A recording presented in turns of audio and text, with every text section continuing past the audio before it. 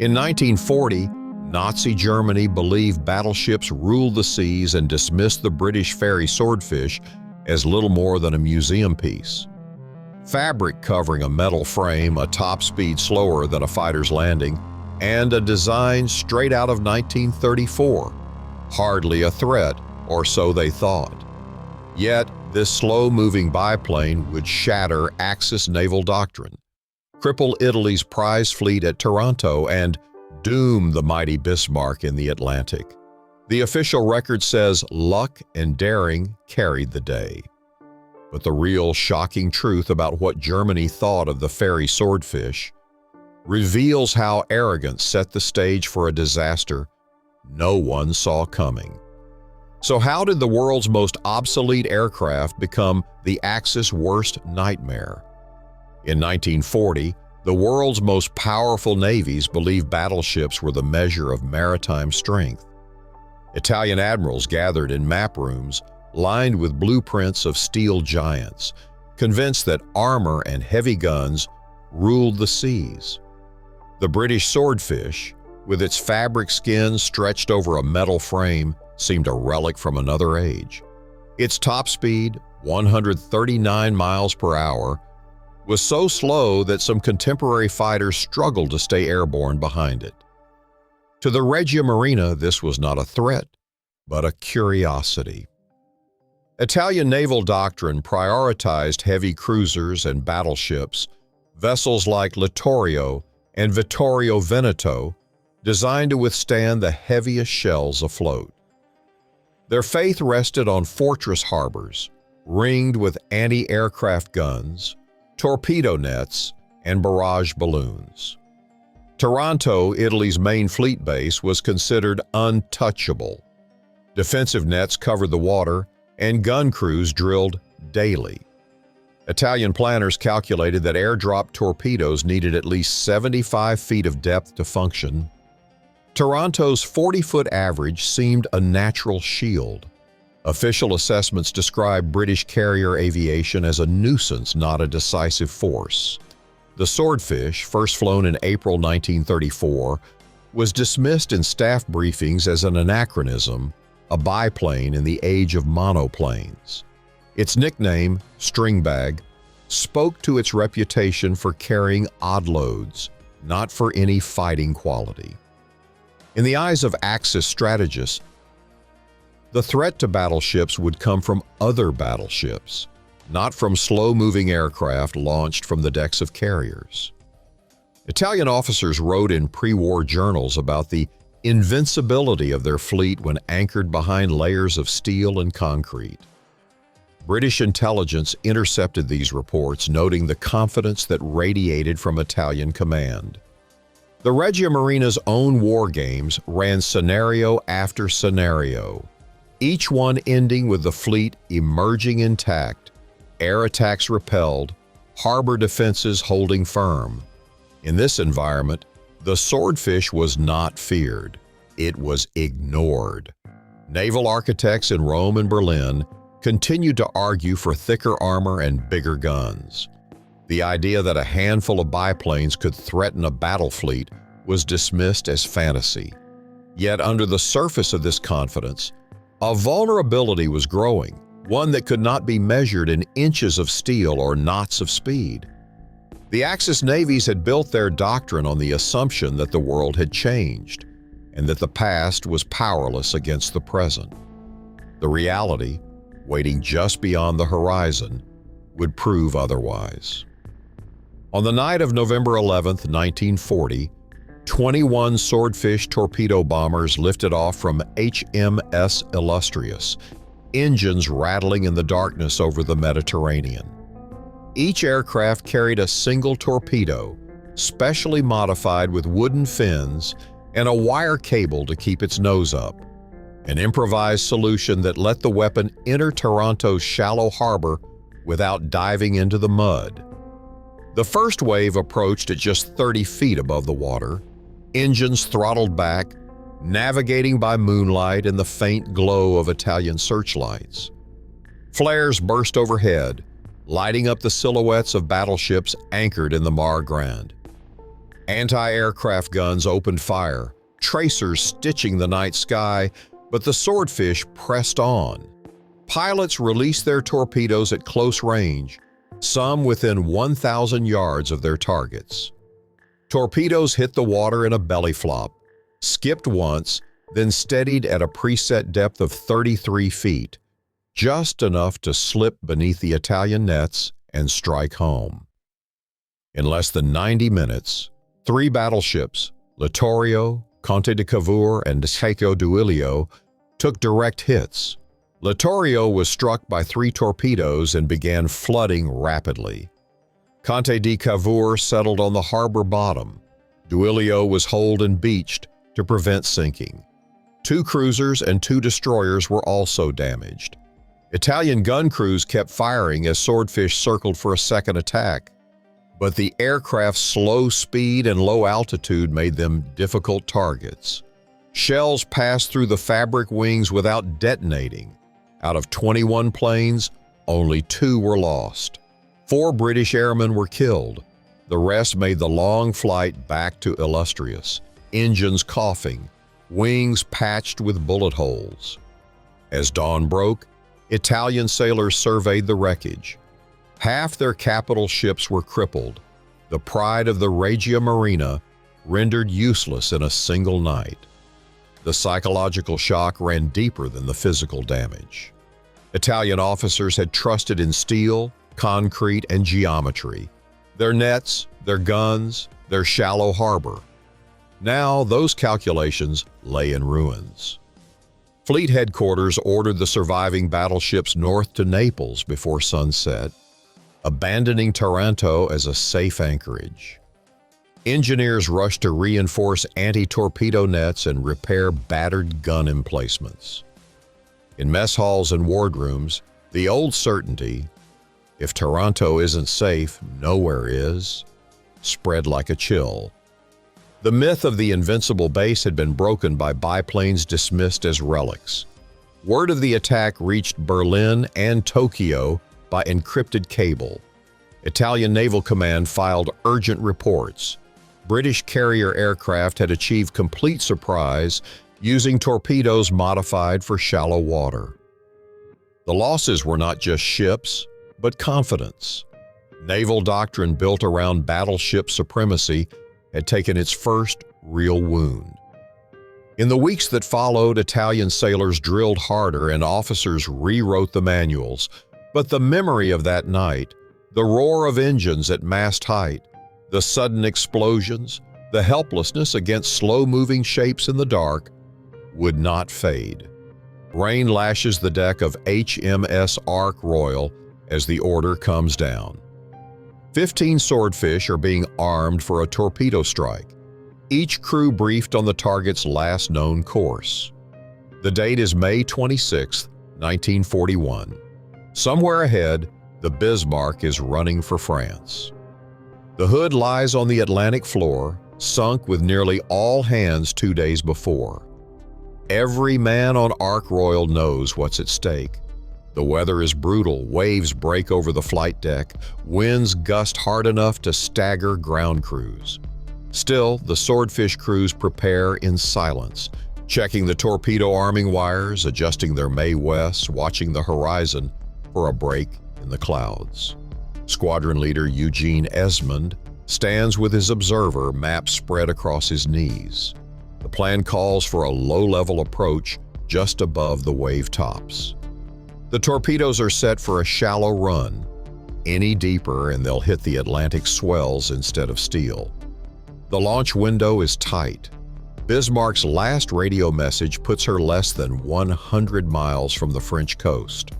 Luftwaffe fighters could arrive at any moment. The Swordfish are slow, 139 miles per hour at best. They'll need the weather on their side and the cover of dusk.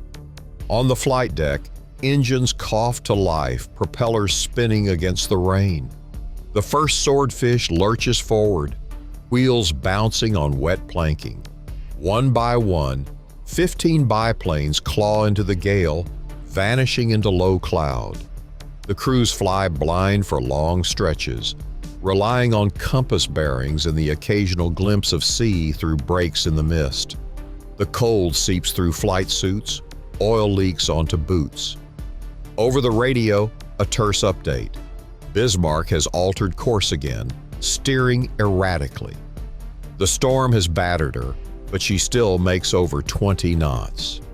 As the Swordfish near the target area, the clouds thin just enough to reveal a smudge on the horizon. Bismarck, still afloat, still fighting.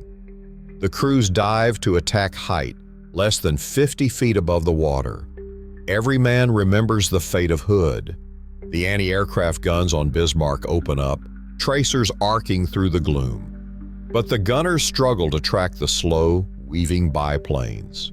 Shells burst ahead and behind, but the Swordfish keep coming. Torpedoes drop, kicking up spray, engines roaring at full throttle as the aircraft pull away. The attack lasts only minutes. The Swordfish scatter, climbing back into the rain and cloud. Over the intercom, voices crackle with exhaustion and relief. One torpedo has struck home, jamming Bismarck's rudder. The battleship begins to circle, unable to steer. For the Swordfish crews, the risk has paid off. Against all odds, their slow, fabric-covered aircraft have crippled the most powerful ship in the German fleet.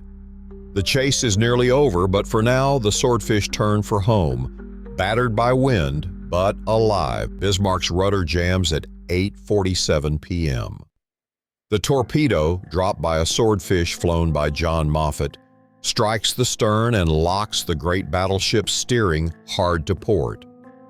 On the bridge, Kapitän zur See Ernst Lindemann orders emergency counterflooding, but the ship begins to circle helplessly.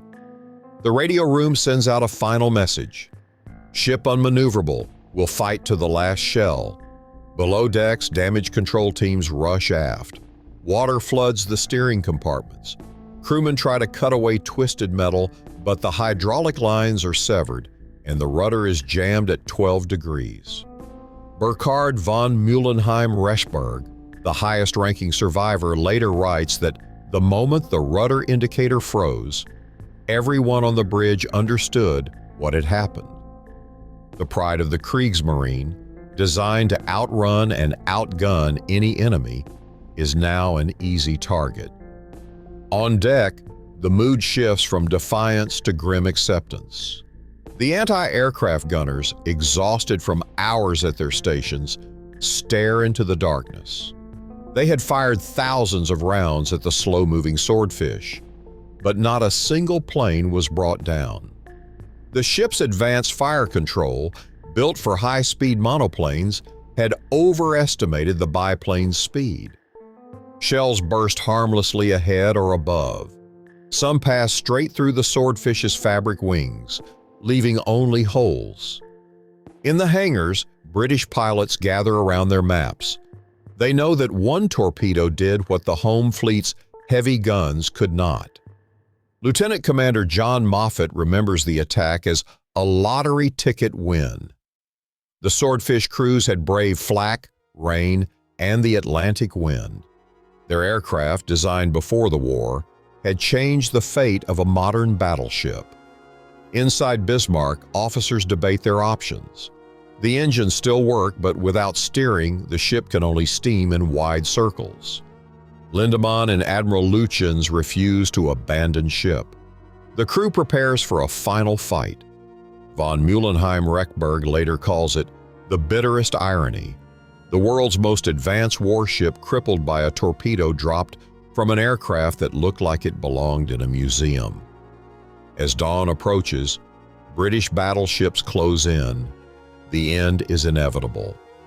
For the men aboard Bismarck, the rudder strike is not just a technical failure, it is the moment when hope drains away, replaced by the cold certainty of defeat. The last stand of the Kriegsmarine's flagship begins with a single, improbable hit delivered by a biplane the German gunners never truly saw as a threat. Italian naval headquarters in Rome received the first coded reports from Taranto before dawn. The official after-action summary, circulated to senior command, described the attack as Complete surprise, achieved by carrier-borne aircraft employing torpedoes modified for shallow water.